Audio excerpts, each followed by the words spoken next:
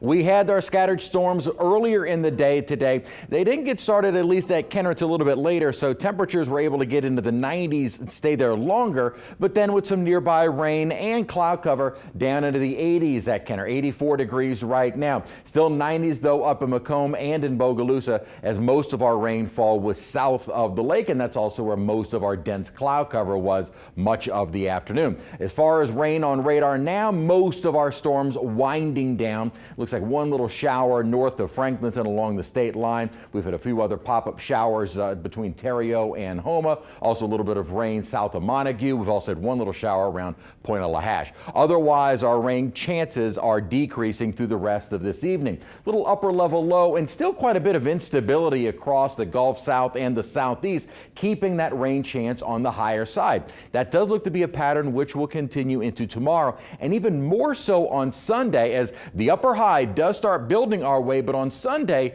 a little disturbance coming out of the Gulf may help out our rain chances Sunday and possibly lingering into Monday. After that, Tuesday, Wednesday, Thursday, this upper high builds in, and I think our rain chances are going to be much, much less. The upper high, though, does start to position itself a little far to the west by the end of the week, and that should open us up for more of these little Gulf disturbances and keeping our rain chances on the higher side. But when those rain chances decrease, especially Tuesday and Wednesday, that building upper level ridge will send our temperatures into the more mid and even some upper 90s.